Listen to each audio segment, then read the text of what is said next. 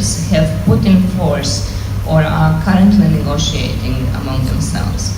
So if you count properly, you would come up to maybe 168 FTAs that are in force at present among the countries in Asia-Pacific region and their partners around the world. Right? So this is the picture that we face here, and this is in the background of all the attempts of deepening and strengthening the regional economic cooperation.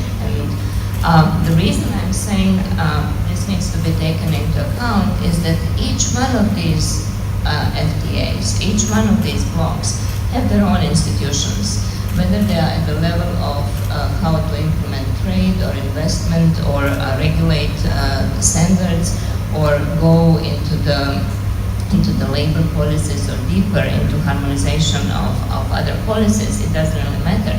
These are all sorts of different institutions that have been put in place to foster some sort of cooperation, trade, investment, and linkages between these countries.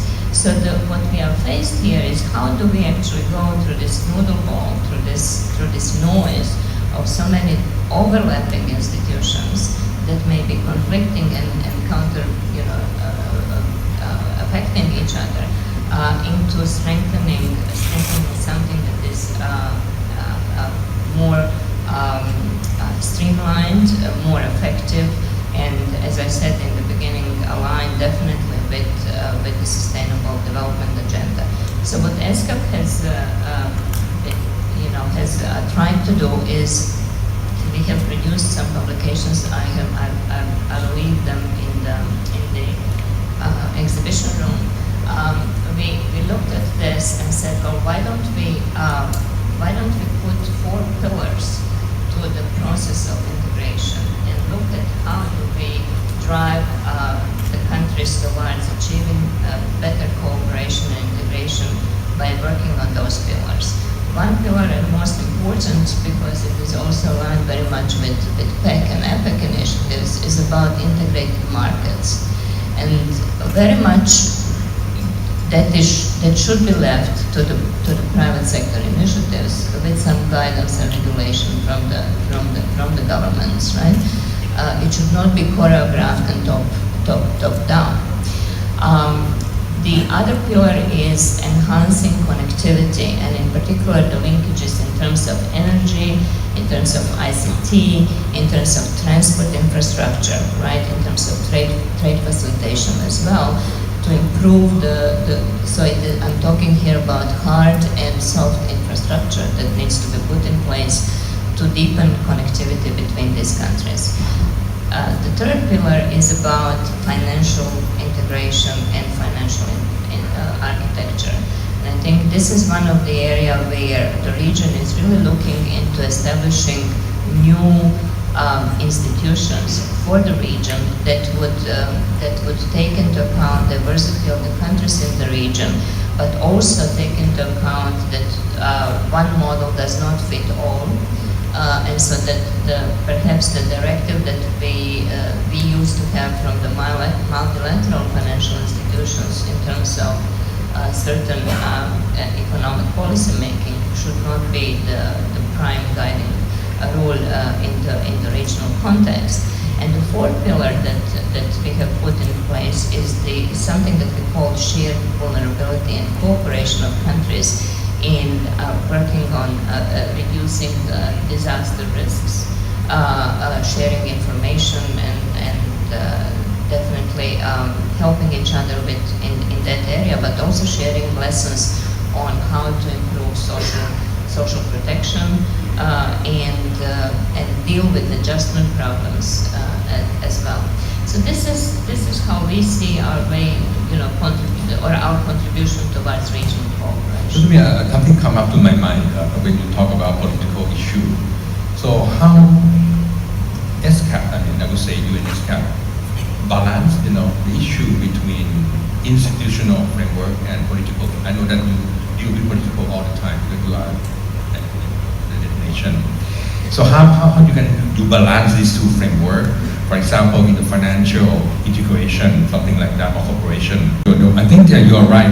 We heard from Dr. Subichai also that the globalization, of course, start from localization as well, which are the two major forces, to shape institutional environment. So with that, to transform, I think, institution, toward integration, we have to look at all dimensions now, not only one or two, definitely. But before we move a bit on the last question, just something come up in my mind also.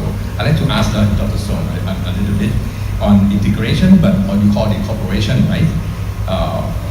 Lately, you become friend with your friend, North Korea, right?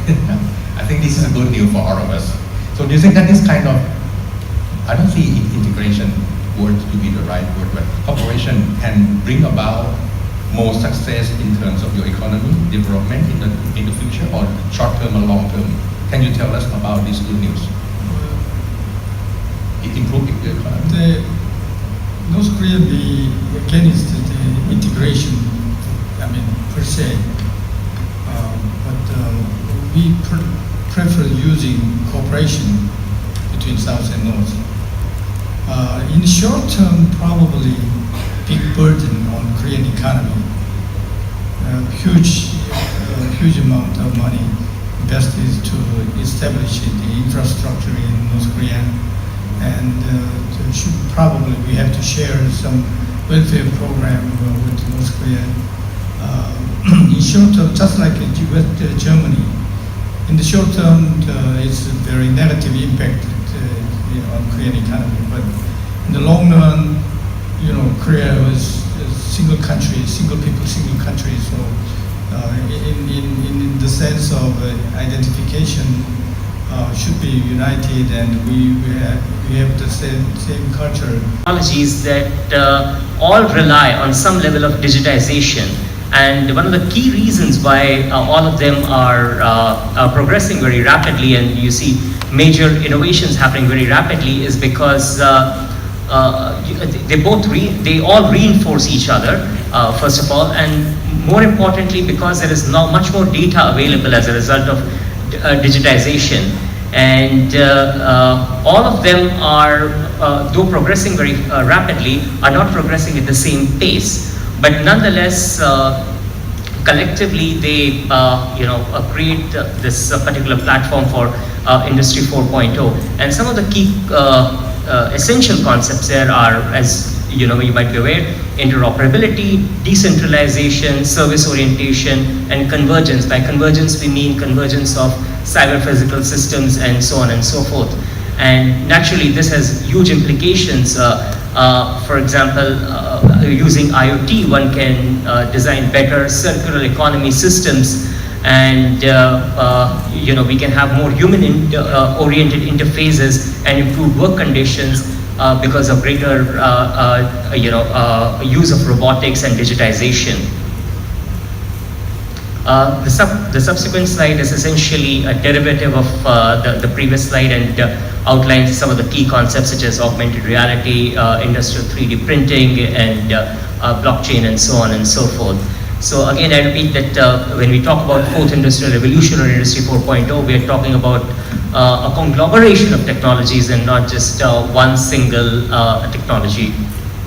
Driven by innovation, of course, intellectual property rights are concerned in this ecosystem as well.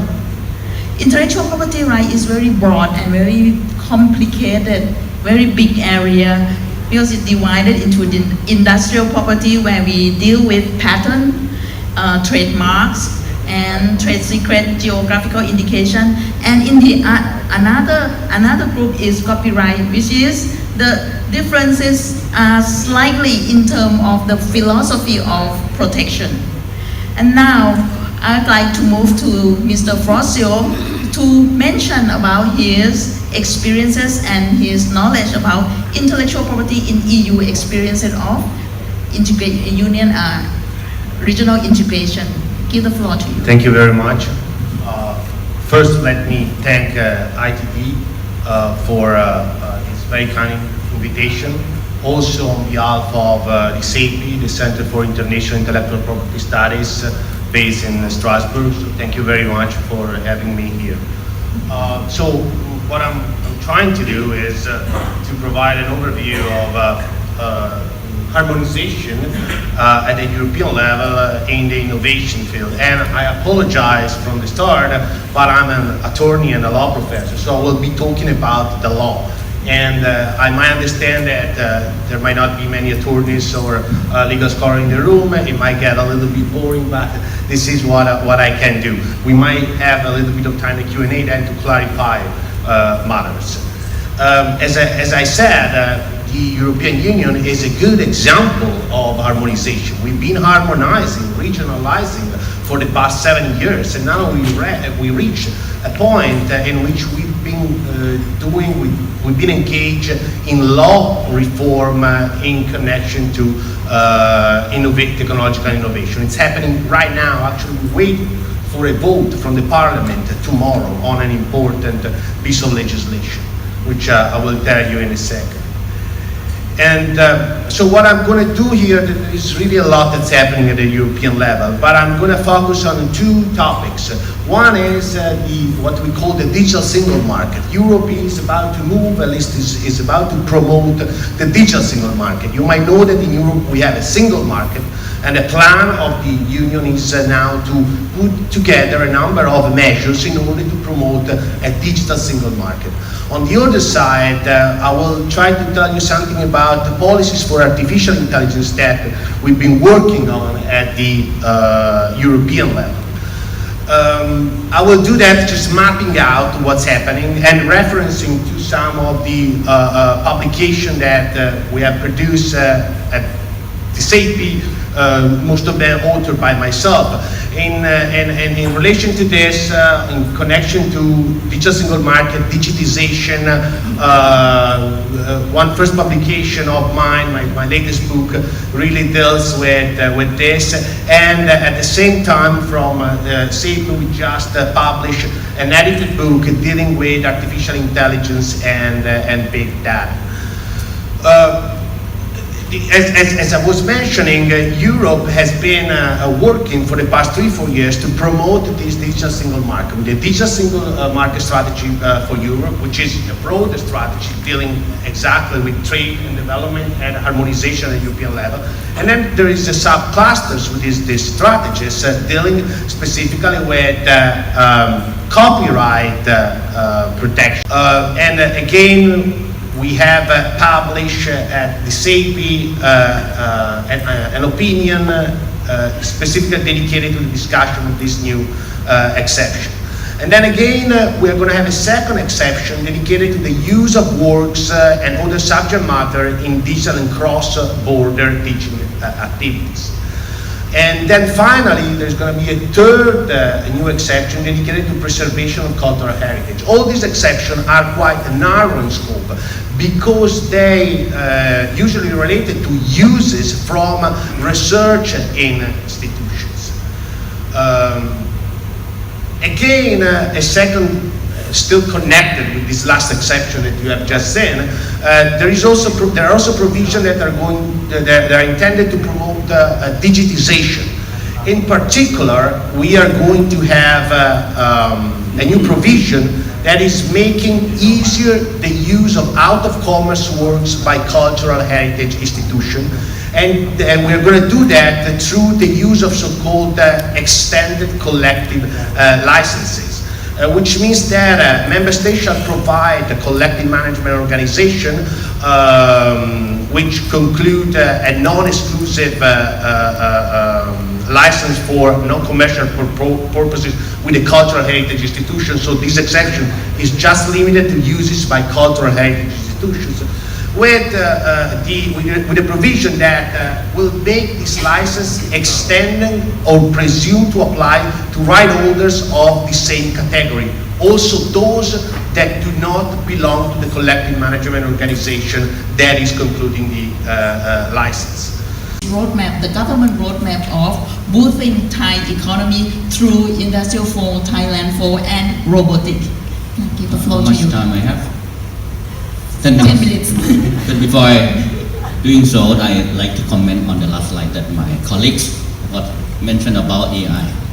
In fact, I work with my professor, Earl Simon, who is a Nobel Prize in AI, 30 years ago. What we are witnessing today, despite the artificial narrow intelligence, artificial general intelligence, and artificial super intelligence that some people call the singularity, there's some uniqueness on the AI. And perhaps the process of doing whatever the legal framework could be done by AI. And when we talk to someone on the web, on the internet, we are not quite sure at the moment who is on the other end. So despite the process of trying to justify and do the legitimacy of the AI, perhaps we do not know yet who is behind the scene. That's my comment on the technicality of the subject. In fact, I'm a roboticist. By training, I'm a technologist. All of my degree in robotics, and but she not allow me to talk about the technical, so I have to talk in the policy or something, which is very boring. But something that a real fact when I came back from MIT, at that time I set up Field Robotics Center. By then I mentioned to my student that I would not teach you any knowledge, because knowledge is history. I will enable the mechanism, so-called the learning mechanism to you. I try to embed that mechanism in your brain such that you can looking for the knowledge by yourself. But last week I said the same thing differently. You see that only two speakers, lots of information, a lot, หัวโตหัวบวมแล้วตอนนี้ There's so many information, and บางครั้งเราก็สำลักสารสนเทศนะ we are puke of the information. So what I'm trying to convince my student is that I think the new generation need to have sort of the unlearning mechanism. Otherwise you do not have enough space to do something good for your life. So this is very important because some of the valuable things will be controlled, will be dominated by technology. For example, my friend already mentioned about robotics and AI, and this is something quite difficult for Thailand. So let me bring you back to reality. Let me bring you back to civilization in Thailand. I'm not sure that we have enough infrastructure for creativity yet. Although I'm the one that have 2 US patents for my robotic device when I was at Carnegie Mellon and MIT. But then when they came back here to my motherland, the thing that we are encountering and we are fighting heavily is how we can survive. And the idea of Thailand 4.0 ประเทศไทย 4.0 อันนี้ผมยืมสไลด์มาจากท่านสุวิทย์เมสินทรีย์นะ I borrow this slide from His Excellency สุวิทย์เมสินทรีย์ for the history of Thailand, we've been doing more or less for more than 60 years after we do industrial revolution. But we cannot go further. If we do so, Thailand will not be on the map of this world. So the blue one to invest. Okay, ชี้ได้ไหมชี้ตรงไหนชี้ตรงนี้ชี้ไงขึ้นไปชี้ชี้ไงชี้ไง There's no lesson.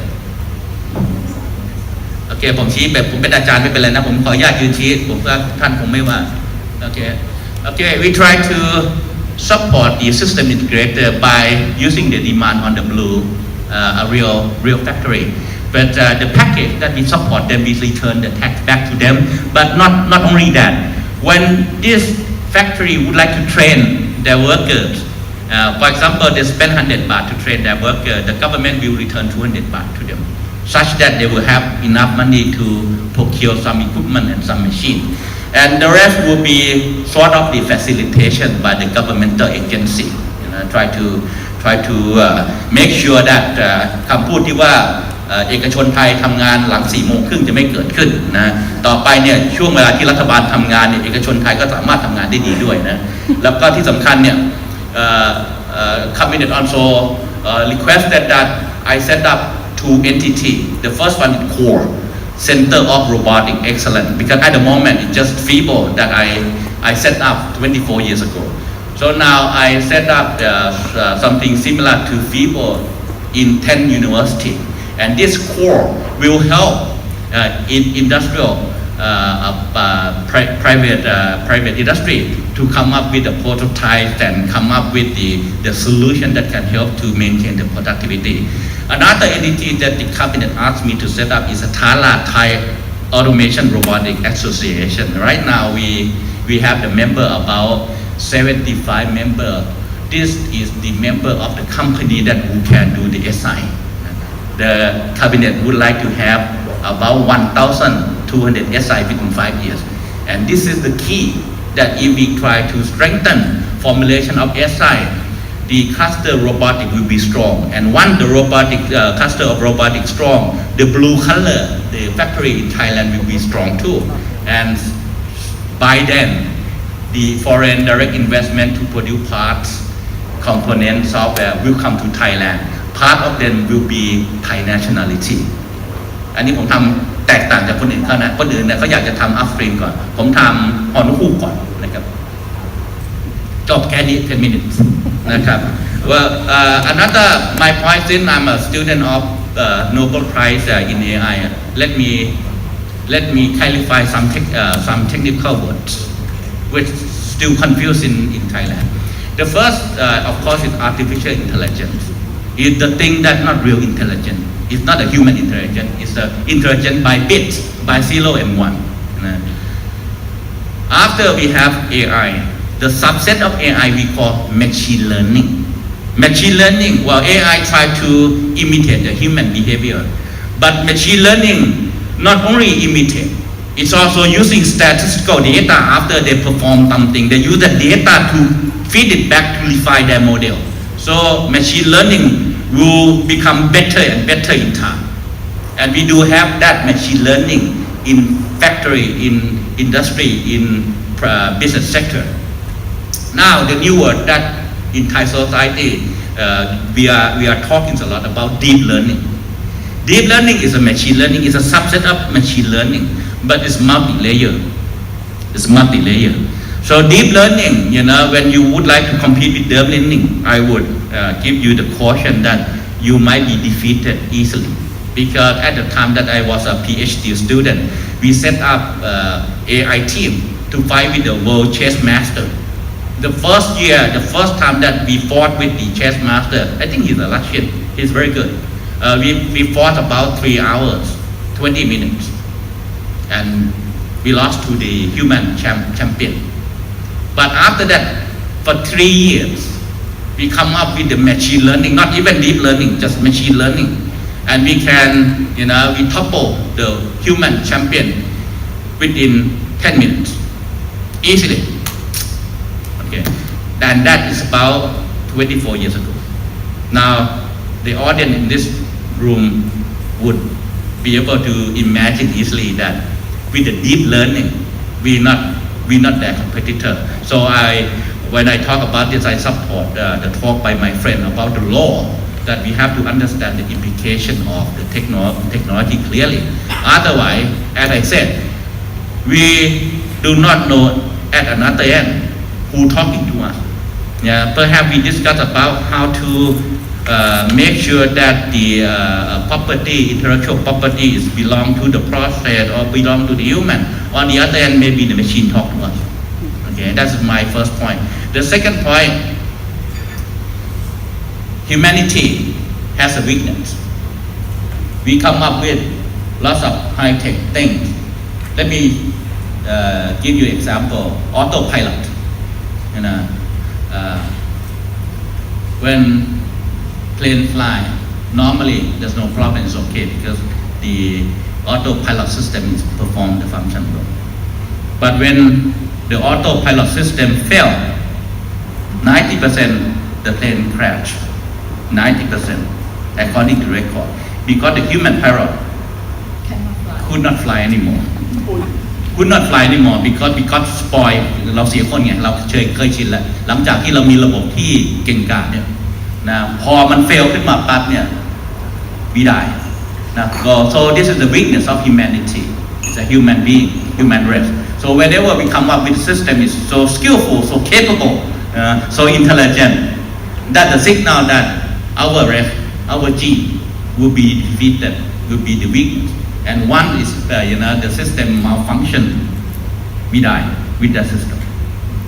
90% นะที่เครื่องบินออโต้ไพลอตเฟลแล้วก็เครื่องบินตกเพราะว่าคนแก้ไขไม่ได้นักบินแก้ไขไม่ได้ Okay, thank you so much. I will sum up because Mr. Gupta point out something that the question that are we developing country, underdeveloping country in the premature deindustrialization?